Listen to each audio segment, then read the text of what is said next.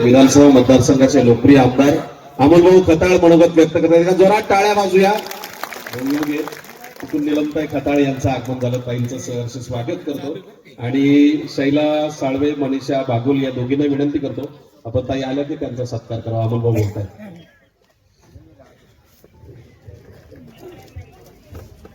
हिंदुस्थानचा आराध्य दैवत छत्रपती शिवाजी महाराज शाहू फुले आंबेडकरांना अभिवादन करून आज आपल्या पिंपरणे येथे होत असलेल्या विविध विकास कामांच्या भूमिपूजन उद्घाटन समारंभासाठी उपस्थित असलेले आपल्या सर्वांचे मार्गदर्शक, आपल्या सर्वांचे नेते, महाराष्ट्र राज्याचे जलसंपदा मंत्री, अहिल्यानगर जिल्ह्याचे पालकमंत्री आदरणीय नामदार राधाकृष्ण विखे पाटील साहेब, आपल्या कार्यक्रमाचे अध्यक्ष बापूसाहेब देशमुख, ज्यांनी आता आपलं मनोगत व्यक्त केलं असे शेतकरी नेते संतोषजी रोहन, उपस्थित असलेले अंकुशराव कामणी, रामभाऊ राणे, बाळासाहेब शिंदे, निवृत्ती सांगळे, प्रमोदजी राणे, अशोक खेमनर सरपंच, नारायण बळगौर सरपंच, प्रियाताई दिघे, सविताताई शिंदे, सुवर्णाताई गुगे, दिनेश फटांगरे, गुलाबराजे भोसले,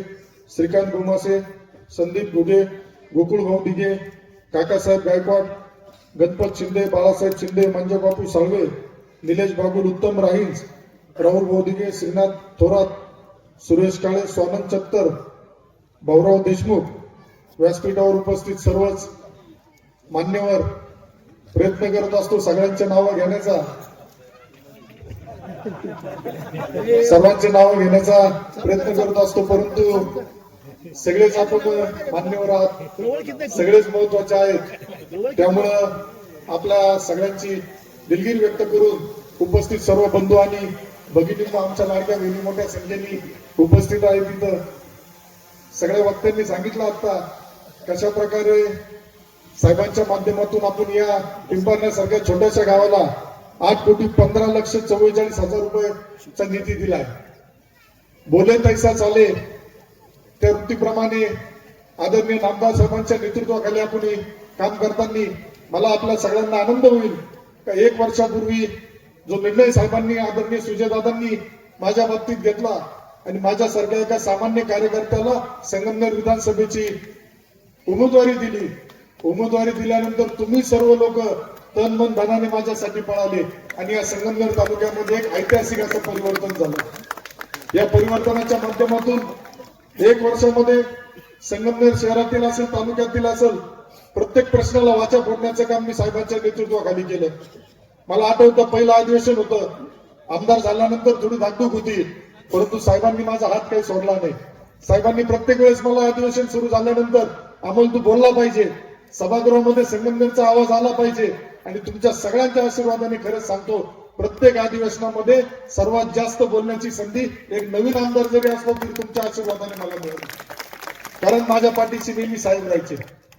आता सुद्धा 8 दिवसापूर्वी जे अधिवेशन संपलं त्यामध्ये जवळे कल्लकच्या जे आपल्या लहान बाळावरती बिबट्याचा हल्ला झाला होता त्यावेळेस मला सभागृहामध्ये पॉइंट ऑफ इन्फॉर्मेशनच्या माध्यमातून माहिती द्यायची होती, परंतु सभागृहाचा शेवटचा दिवस असल्यामुळं तिथे घाई होत होती. साहेबांनी स्वतः अध्यक्षांना सांगितलं आम्हाला 2 मिनिटं बोलून द्यावं लागेल तुम्हाला, आणि आपल्या त्या बालकाच्या ज्याच्यावरती तो मृत्युमुखी झाला होता त्याच्या कुटुंबाला न्याय देण्याची भूमिका त्या सभागृहामध्ये मांडण्याची मला संधी मिळाली. आज या भागात फिरताना काकासाहेब असेल, आमचा गोकुळ भाऊ असेल, हे ज्या पद्धतीने प्रत्येक वाड्या वस्तीवरती जात आहे, वाड्या वस्तीचे प्रश्न समजून घेत आहे आणि ते समजलेले प्रश्न आदरणीय सुजयदादा असेल, नामदार साहेब असेल माझ्याकडे सांगताय जे शक्य होईल. काकासाहेबांनी मला सांगितलं आमच्या हनुमान मंदिराला इतक्या वर्षापासून आम्ही निधी मागून थकलो परंतु आम्हाला मिळाला नाही. तत्काळ साहेबांची परवानगी घेऊन या सभागृहासाठी आमदार निधीतून आपण निधी देण्याचं काम केलं. त्यामुळं तालुक्यातील ज्या ज्या गोष्टीसाठी निधी पाहिजे तो आदरणीय साहेब मला सुद्धा कधी कमी पडून देत नाही. पत्र दिल्यानंतर तत्काळ त्याच्यावरती अंमलबजावणी होते. या पिंपरणे ते घोडजाप ज्या रस्त्यावरती पुलाचं काम करायचं आहे त्यासाठी 7,25,00,000 रुपये मिळाले. मला सांगा हा प्रश्न आजच निर्माण झाला होता का?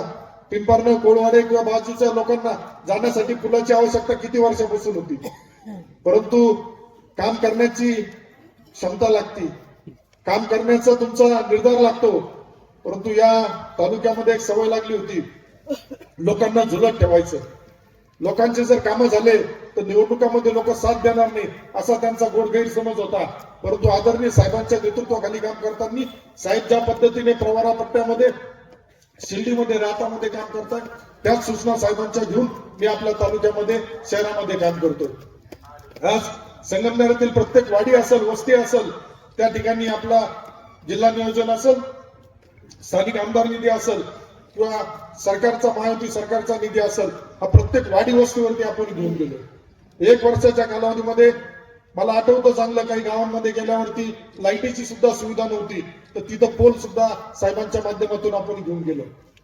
आज आपलं महायुती सरकार आदरणीय मोदी साहेबांच्या नेतृत्वाखाली काम करताना प्रत्येकाला, गरीब कुटुंबातील व्यक्तीला धान्य मोफत देण्याचं काम सुद्धा सरकारच्या माध्यमातून सुरू आहे.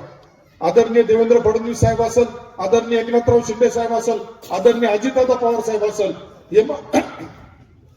हे महायुतीचे नेते आपल्या भागाला, महाराष्ट्राला दुष्काळमुक्त करण्यासाठी प्रयत्न करतात. आणि तुमचं आमचं नशीब एवढं चांगलं आहे का ज्या माणसावरती, ज्या परिवारावरती पाण्याच्या बाबतीत आरोप प्रत्यारोप केले गेले, आज परमेश्वराच्या साईबाबांच्या आशीर्वादाने त्याच आदरणीय नामदार राधाकृष्ण विखे पाटील साहेबांना जलसंपदा सारखं महत्वाचं खातं मिळालं. त्या खात्याच्या माध्यमातून आमच्या लाडक्या बहिणींच्या डोक्यावरचा जो हंडा आहे हा उतरवण्याचं भाग्य माझ्या आणि साहेबांच्या नशिबाला निश्चित या संगमनेर तालुक्यामध्ये मिळालं. आज तळेगाव निमोन भागाच्या संदर्भात संतोष भाऊ रोमननी सांगितलं कशा पद्धतीने काम सुरू आहे. आज साहेबांनी, मी आमदार झाल्यानंतर तत्काळ पहिल्यांदी तळेगाव भोजापूर चारीच्या पाण्याच्या याला दुरुस्तीला 15 कोटी रुपये दिले आणि आता आम्ही 2 महिन्यापूर्वी त्या कामाला 44 कोटी रुपये साहेबांनी देऊन त्या कामाचा शुभारंभ सुद्धा झाला. आज तळेगाव असेल, निमोन असेल, तळेगावच्या ग्रामपंचायतीला गायत्रीचे नावाचं जे खदान तिथं होती, परंतु त्या कधी मध्ये पाणी जाईल अशी परिस्थिती त्यांना वाटली नाही, त्यांनी त्या दृष्टीने प्रयत्न केले नाही. परंतु साहेबांनी तत्काळ सूचना देऊन त्यामध्ये आज त्या प्रत्येक गावातील, तळेगाव भागातील पाण्याचा प्रश्न, पिण्याच्या पाण्याचा प्रश्न सोडवण्याचं यश आपल्याला पहिल्या वर्षामध्ये मिळालं. आज साकूर पाटर भागामध्ये सुद्धा बॅरेजेसच्या माध्यमातून असेल, उपसा सिंचन माध्यमातून असेल, साहेबांनी शब्द दिलाय. स्वतः साहेबांनी पूर्ण दिवस त्यावेळेस मी दिला होता, पाहणी केली. ज्या ज्या गावातील लोकांची मागणी आली त्या लोकांना विश्वास दिला का तुम्हाला पाणी देण्याचं पुण्याचं काम निश्चित आमच्या माध्यमातून होईल आणि त्या कामासाठी 100 कोटी रुपयाच्या आसपास जो खर्च आहे तो सुद्धा साहेबांनी मान्य केलं. आज सकाळी 9 वाजल्यापासून साहेब संगमनेरमध्ये आहेत, आता रात्रीचे 9 वाजले. आहे असा कुठला नेता, यापूर्वीच्या नेत्याचं तुम्ही बघितलं कधी संगमनेरमध्ये अशा पद्धतीचे दौरे झाले? एका पराभवाने आम्ही खचून जाणार नाही, कारण तो पराभव संतोष भाऊंनी सांगितलं, तो पराभव आमचा नाही, तो धनशक्तीच्या माध्यमातून अमाप पैसा 40 वर्षापासून जी माया जमा केली होती, यांनी काळी माया जमा केली होती, ही जनतेमध्ये आली आणि त्यामुळे आम्हाला काही फरक वाटला नाही. पराभवाच्या दुसऱ्या दिवशी आम्ही जनतेमध्ये गेलो आणि जनतेला सांगितलं आमचा पराभव जरी झाला असला तरी आम्ही तो मोठ्या मनाने मान्य करतो. तुम्हाला जो शब्द दिलाय संगमनेर तालुक्याचा लोकप्रतिनिधी म्हणून संगमनेर शहराच्या विकासासाठी जिथं जिथं माझी गरज पडेल तिथं मी नक्की मदत करेन. नगरपालिका निवडणुकीच्या वेळेस तुम्ही सगळ्यांनी बघितलं असेल, निकाल आल्यानंतर आपल्या ग्रामीण भागातील तरुणांचा जरा थोडा हिरमोड झाला होता. स्वाभाविक आहे, तरुणांनी बघितलं होतं का कशा पद्धतीने आपल्याला जनतेचा प्रतिसाद आहे, कशा पद्धतीने आपल्या लाडक्या बहिणी आपल्या बरोबर आहेत, शेतकरी आपल्या बरोबर आहेत, शहरातील व्यापारी आपल्या बरोबर आहेत. परंतु त्यांना ज्या पद्धतीने धमक्या आणि दहशत दिल्या गेली, पैशाचा मारा केला गेला, त्यामुळे आपल्याला काही गोष्टींचा विचार करावा लागला. परंतु मी आपल्याला जबाबदारीने सांगतो, येणाऱ्या पुढील कालावधीमध्ये नगरपालिका निवडणूक ज्या पद्धतीने त्यांनी आपल्या विरोधात खोटा नेरेटिव्ह सेट केला होता, खोट्या बातम्या दिल्या, रेल्वे पळवली, आता पाणी पळवणार. परंतु मला सांगा मित्रांनो, कागदपत्र काही लपत नसतात, कागदपत्र सांगतील. वैभव भाऊ पिसाळ जे अकोल्याचे माजी आमदार आहेत, त्यांनी सांगितलं का यापूर्वी 2019 मध्ये जी रेल्वे जाणार होती ते चिखलीला रेल्वे स्टेशन होतं आणि देवठाणमध्ये रेल्वे स्टेशन होतं, म्हणजे संगमनेर आणि अकोला तालुक्यातील ती रेल्वे जाणार होती. परंतु मधल्या कालावधीमध्ये महाभकास आघाडीचं सरकार जे आलं, या सरकारच्या माध्यमातून महाराष्ट्राचं कधी न होणारं एवढं मोठं नुकसान झालं होतं, त्यामध्ये आपल्या संगमनेरचं सुद्धा नुकसान झालं.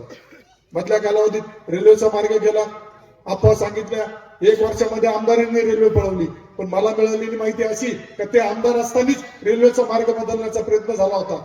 साहेबांनी सुद्धा स्पष्ट सांगितलं, रेल्वे मंत्री जे आहेत अश्विन कुमार वैष्णव यांना पत्र दिलंय का लोकप्रतिनिधींना विश्वासात न घेता हा जो मार्ग आपण बदलला आहे, लोकप्रतिनिधींबरोबर चर्चा करून बैठक करूनच त्याबाबत आपण अंतिम निर्णय घेतला पाहिजे.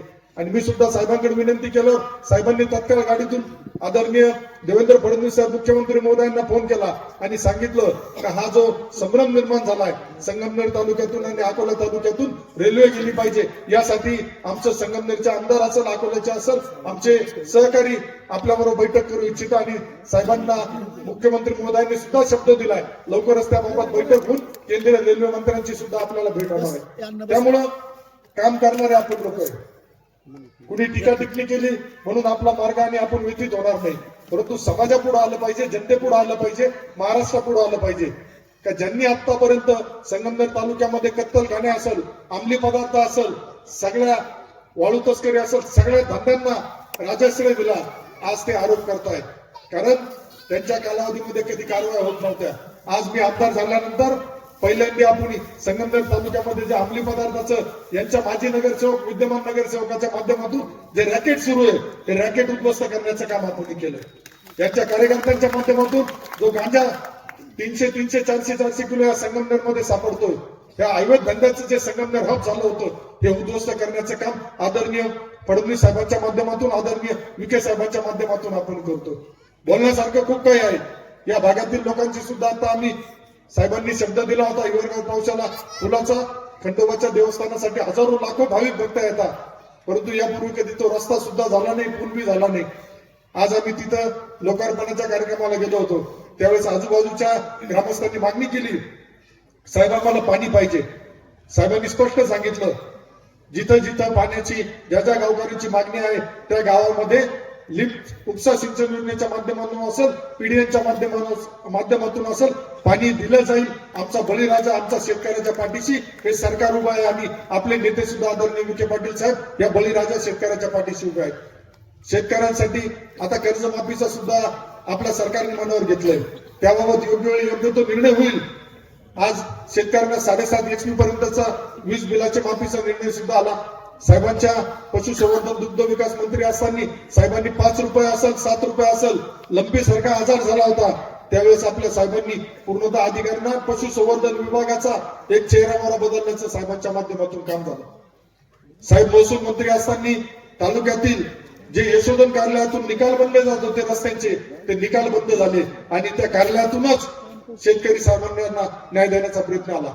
या पिंपर्ली गावातून सुद्धा हजारो, या परिसरातून हजारो बांधकाम कामगाराचे जे लाभ घेत आहेत त्यांना सुद्धा यापुढे कोणाच्या यशोधनच्या कार्यालयात जायची गरज पडणार नाही.